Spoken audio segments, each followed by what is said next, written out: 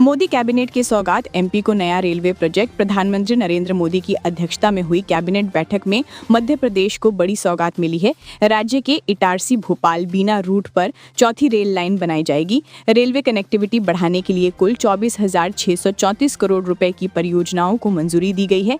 2030 तक काम पूरा करने का लक्ष्य है। इससे प्रदेश के औद्योगिक और आर्थिक विकास को नई रफ्तार मिलेगी। राहुल गांधी आ सकते हैं मध्य प्रदेश। कफ सिरप कांड से गरमाई सियासत।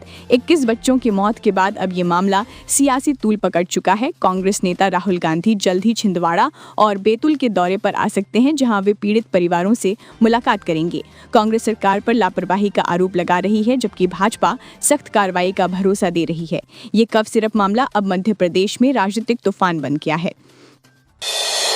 कफ सिरप कांड पर सीएम मोहन सख्त। मुख्यमंत्री डॉक्टर मोहन यादव ने छिंदवाड़ा कफ सिरप कांड पर गहरी चिंता जताई है। उन्होंने कहा कि ऐसी चूक दुखद और अस्वीकार्य है। ये हमारी सामूहिक जिम्मेदारी है। सीएम ने सभी जिलों के प्रशासनिक और पुलिस अधिकारियों को निर्देश दिया कि नशीले सिरप की बिक्री पर सख्त कार्रवाई की जाए। उन्होंने कहा कि दूसरे राज्यों से तालमेल बनाकर दोषियों पर तुरंत कार्रवाई होनी चाहिए।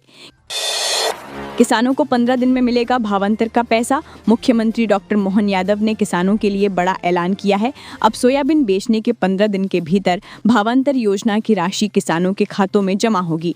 उन्होंने कहा कि सरकार पारदर्शिता और समयबद्धता पर जोर दे रही है। किसानों को अब किसी देरी या बिचौलियों की परेशानी नहीं होगी।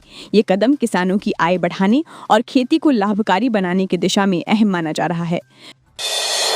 कांग्रेस का सवाल, क्या अब डिप्टी सीएम के घर चलेगा बुलडोजर? बच्चों की मौत पर उठे सियासी सवाल। कफ सिरप से 21 बच्चों की मौत पर कांग्रेस ने सरकार पर करप्शन और कमीशन का आरोप लगाया है। दिल्ली में प्रेस कॉन्फ्रेंस कर नेता प्रतिपक्ष उमंग सिंघार ने न्यायिक जांच और मृतक परिवारों को नौकरी देने की मांग की। छिंदवाड़ा विधायक सोहनलाल वाल्मीकि ने तंज कसते हुए कहा, आम लोगों के घरों पर बुलडोजर चलवाने वाली सरकार क्या इस बार उप मुख्यमंत्री के घर पर भी बुलडोजर चलवाएगी? एमपी पटवारी भर्ती पर हाईकोर्ट सख्त। मध्य प्रदेश में पटवारी भर्ती के तीसरी काउंसलिंग को लेकर हाईकोर्ट ने राज्य सरकार से जवाब मांगा है। जबलपुर हाईकोर्ट के जस्टिस विवेक जैन की बेंच ने सामान्य प्रशासन विभाग, कर्मचारी चयन बोर्ड और भू अभिलेख आयुक्त को नोटिस जारी किया है। कोर्ट ने पूछा है कि तीसरी काउंसलिंग की जरूरत क्यों पड़ी और इसमें पारदर्शिता कैसे सुनिश्चित की जा रही है। अगली सुनवाई में सरकार को विस्तृत रिपोर्ट देना होगी। ईपीएफओ की न्यूनतम पेंशन 2500 रुपए तक बढ़ने की उम्मीद। कर्मचारी भविष्य निधि संगठन ईपीएफओ की न्यूनतम पेंशन बढ़ाने पर बड़ी खबर है। वर्तमान में 1000 मासिक पेंशन को बढ़ाकर 2500 रुपए किए जाने पर विचार चल रहा है। इस पर 10 और 11 अक्टूबर को बेंगलुरु में होने वाली सीबीटी बैठक में फैसला हो सकता है। पेंशनर्स यूनियन लंबे समय से महंगाई को देखते हुए बढ़ोतरी की मांग कर रहे हैं। बैठक के बाद ही तय होगा कि ये बढ़ोतरी कब से लागू होगी। ओबीसी आरक्षण को लेकर फिर गरमाई सियासत। मध्य प्रदेश में ओबीसी आरक्षण का मुद्दा एक बार फिर राजनीतिक बहस का केंद्र बन गया है। कांग्रेस नेता जीतू पटवारी ने सरकार पर आरोप लगाया कि कोर्ट में बार-बार सुनवाई की तारीख बढ़ाने की मांग की जा रही है। उन्होंने कहा कि सरकार आरक्षण को लेकर गंभीर नहीं है और जानबूझकर प्रक्रिया में देरी की जा रही है। इस बयान के बाद राज्य की सियासत में एक बार फिर गर्मी आ गई है। भोपाल में स्मार्ट मीटर को लेकर कांग्रेस का हंगामा। भोपाल में बुधवार को कांग्रेस झुग्गी झोपड़ी प्रकोष्ठ ने स्मार्ट मीटर के खिलाफ जोरदार प्रदर्शन किया। कांग्रेस का आरोप है कि हवा चलने पर भी स्मार्ट मीटर की रीडिंग बढ़ जाती है, जिससे लोगों के बिजली बिल आसमान छू रहे हैं। प्रदर्शन में बड़ी संख्या में कार्यकर्ता और उपभोक्ता शामिल हुए। कांग्रेस नेताओं ने चेतावनी दी है कि अगर मीटरों की जांच नहीं हुई तो सीएम हाउस का घेराव किया जाएगा। महिला अधिकारी 15,000 की रिश्वत लेते रंगे हाथ पकड़ी गईं। मध्य प्रदेश में भ्रष्टाचार थमने का नाम नहीं ले रहा है। मंदसौर में लोकायुक्त टीम ने जिला थोक उपभोक्ता सहकारी भंडार के महिला प्रशासक को 15,000 रुपए रिश्वत लेते हुए गिरफ्तार किया है। उन्होंने नोट शीट खरीद के चेक पर साइन करने के लिए ये रकम मांगी थी। कार्रवाई के बाद विभाग में हड़कंप मच गया है और अब लोकायुक्त अन्य कर्मचारियों की भूमिका भी जांच रही है। चेन्नई पहुंची MP police. Coldrif cough syrup company मालिक की तलाश में शुरू बड़ी कार्रवाई। मध्य प्रदेश में जहरीले कफ सिरप कोल्ड्रिफ से 21 मासूमों की मौत के बाद सरकार एक्शन मोड में है। डिप्टी सीएम राजेंद्र शुक्ला ने बताया कि कंपनी का मालिक चेन्नई में छिपा है। उसे पकड़ने के लिए एमपी पुलिस की 2 टीमें रवाना हो गई हैं, एक चेन्नई, दूसरी तमिलनाडु के कांचीपुरम में, जहां सिरप बनाने का प्लांट है। ये घटना पूरे देश को झकझोर देने वाली बन चुकी है।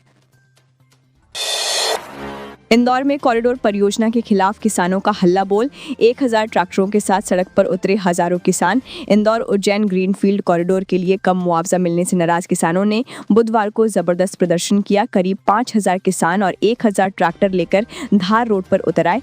किसानों ने कहा कि सरकार औने पौने दामों में जमीन छीन रही है। उन्होंने कॉरिडोर निरस्त करने, सोयाबीन समर्थन मूल्य और फसल मुआवजा बढ़ाने की मांग रखी। प्रदर्शन से शहर में लंबा जाम लग गया।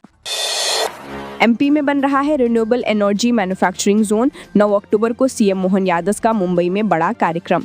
मध्य प्रदेश में निवेश आकर्षित करने की तैयारी जोरों पर है। मुहासा बाबई इंडस्ट्रियल जोन में पावर और रिन्यूएबल एनर्जी उपकरण निर्माण केंद्र की योजना को लेकर सीएम मोहन यादव 9 अक्टूबर को मुंबई में निवेशकों से मुलाकात करेंगे। इस कार्यक्रम में मैक्सिको, कनाडा, सिंगापुर और इटली के कॉन्सुल जनरल भी शामिल होंगे। सरकार का लक्ष्य एमपी को ग्रीन एनर्जी मैन्युफैक्चरिंग का हब बनाना है।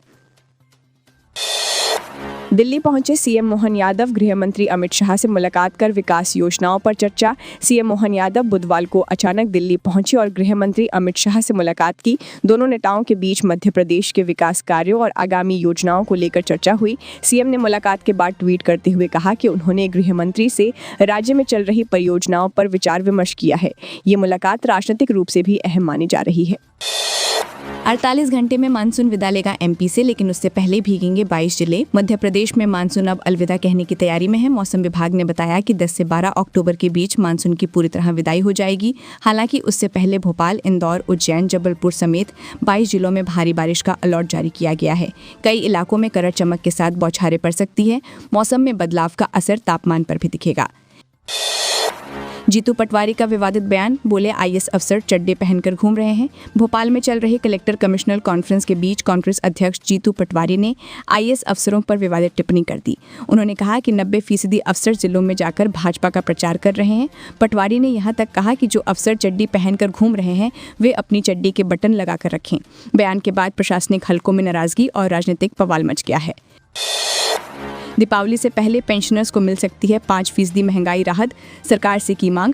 मध्य प्रदेश और छत्तीसगढ़ के सरकारी पेंशनर्स ने दोनों राज्यों की सरकारों से महंगाई भत्ते में 5% बढ़ोतरी की मांग की है। पेंशनर्स वेलफेयर एसोसिएशन के अध्यक्ष आमोद सक्सेना ने पत्र लिखकर 1 जनवरी 2025 से 2% और 1 जुलाई से 3% राहत देने की सिफारिश की है। उनका कहना है कि राज्य पुनर्गठन अधिनियम के तहत पेंशन दायित्वों का सही विभाजन नहीं हुआ है, जिससे पेंशनर्स को नुकसान हो रहा है। बालाघाट नक्सल प्रभावित जिले की सूची से डाउनग्रेड। मुख्यमंत्री डॉक्टर मोहन यादव ने बताया कि केंद्रीय गृह मंत्रालय ने बालाघाट को नक्सल प्रभावित जिलों की सूची से डाउनग्रेड कर दिया है। कलेक्टर कमिश्नर सम्मेलन में सीएम ने कहा कि मार्च 2026 तक पूरा प्रदेश नक्सलवाद से मुक्त किया जाएगा। उन्होंने सभी कलेक्टरों और एसपी को निर्देश दिए कि वे अपने जिलों में इंटेलिजेंस नेटवर्क मजबूत करें। उन्होंने बालाघाट प्रशासन को इस उपलब्धि के लिए बधाई दी। मुख्यमंत्री डॉक्टर मोहन यादव ने छिंदवाड़ा कफ सिरप कांड पर गहरी चिंता जताई है। उन्होंने कहा कि ऐसी चूक दुखद और अस्वीकार्य है। ये हमारी सामूहिक जिम्मेदारी है। सीएम ने सभी जिलों के प्रशासनिक और पुलिस अधिकारियों को निर्देश दिया कि नशीले सिरप की बिक्री पर सख्त कार्रवाई की जाए। उन्होंने कहा कि दूसरे राज्यों से तालमेल बनाकर दोषियों पर तुरंत कार्रवाई होनी चाहिए।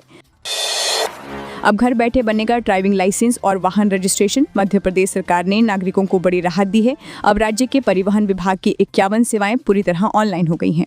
पहले सिर्फ 20 सेवाएं उपलब्ध थी। अब लोग घर बैठे ड्राइविंग लाइसेंस, वाहन पंजीकरण और परमिट जैसी सुविधाओं का लाभ ले सकेंगे। इससे आरटीओ दफ्तरों में भीड़ कम होगी और प्रक्रिया पारदर्शी बनेगी। इसे डिजिटल गवर्नेंस की बड़ी पहल माना जा रहा है।